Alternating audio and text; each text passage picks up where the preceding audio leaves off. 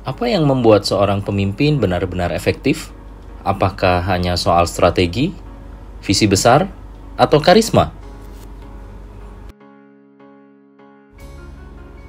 Sebastian Page dalam bukunya The Psychology of Leadership mengajak kita melihat kepemimpinan dari sudut yang berbeda, memahami psikologi manusia, termasuk diri kita sendiri sebagai fondasi utama kepemimpinan yang sukses. Psikologi bukan sekedar terapi atau mengatasi masalah mental. Ini adalah ilmu tentang perilaku, pola pikir, dan emosi manusia. Dalam kepemimpinan, memahami psikologi berarti membangun dinamika tim yang sehat, memotivasi capaian besar, dan menumbuhkan ketahanan menghadapi tantangan. Penulis mengadopsi kerangka PERMA dari Martin Seligman, 5 pilar kebahagiaan yang wajib dipahami oleh pemimpin. PERMA merupakan singkatan dari Positive Emotions, Engagement, Relationships, Meaning, dan Accomplishment.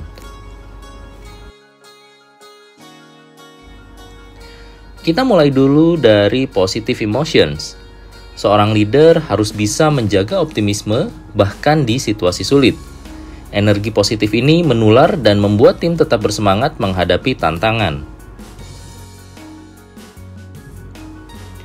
Selanjutnya adalah engagement. Engagement adalah ketika kita tenggelam total dalam pekerjaan yang bermakna. Pemimpin menciptakan lingkungan yang membuat tim dapat merasakan makna dalam pekerjaannya. Selanjutnya adalah relationships, di mana seorang leader harus bisa membangun hubungan penuh kepercayaan antar anggota timnya.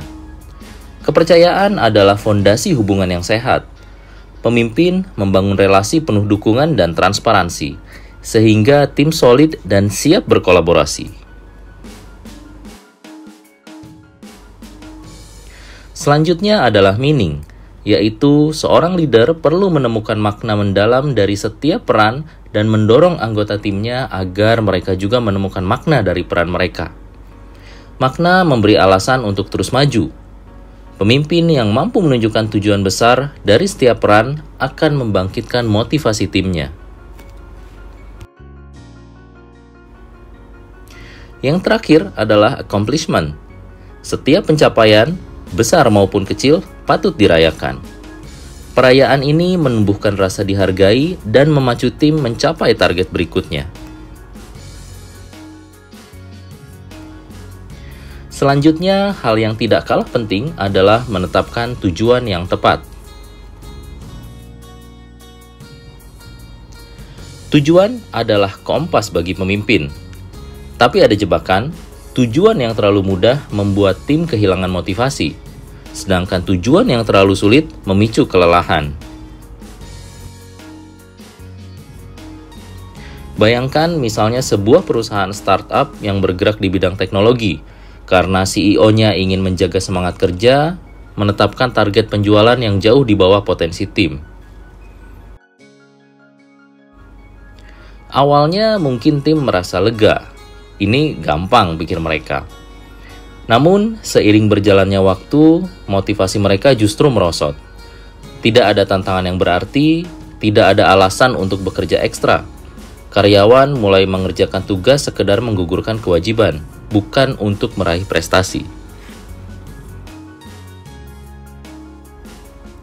Hasilnya, pertumbuhan perusahaan stagnan, inovasi terhenti, dan tim kehilangan rasa bangga terhadap pekerjaan mereka.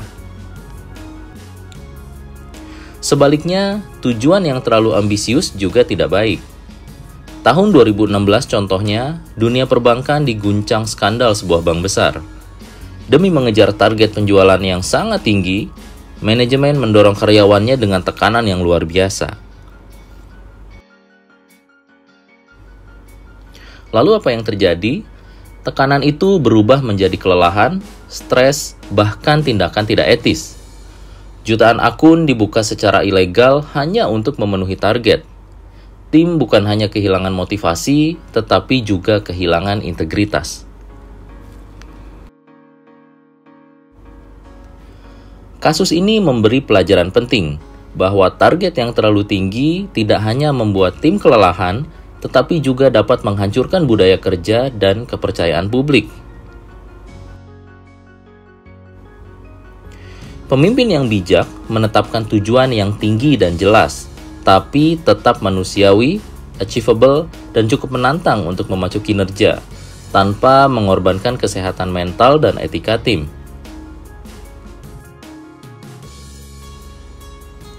Di buku ini, penulis juga mengajak kita mendefinisikan ulang terkait kemenangan. Dalam olahraga, contohnya, atlet top dunia pun sering kalah.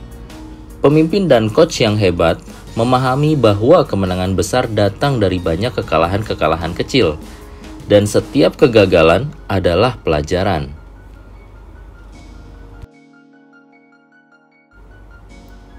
Alihkan fokus dari validasi eksternal menuju pertumbuhan diri.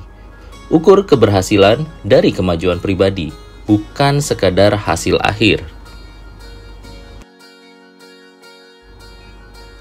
Di buku ini dikatakan bahwa leader yang baik juga dapat membangun budaya feedback dan relasi positif. Hubungan positif memiliki korelasi positif dengan kebahagiaan dan kinerja. Pemimpin efektif membangun budaya feedback, tidak hanya memberi masukan, tapi juga aktif memintanya.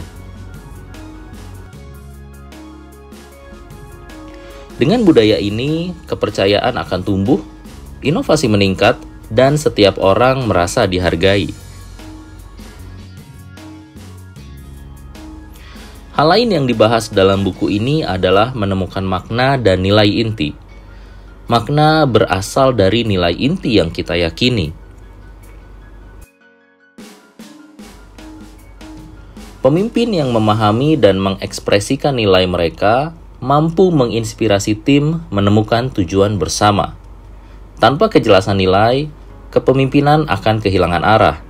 Dengan nilai, bahkan tugas yang sederhana bisa menjadi bermakna.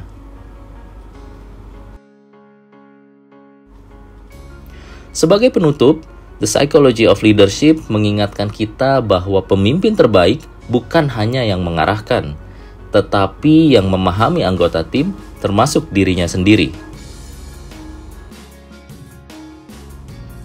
Dengan mengutamakan kebahagiaan, makna, hubungan positif, dan pembelajaran, kita membangun kepemimpinan yang berkelanjutan dan berdampak.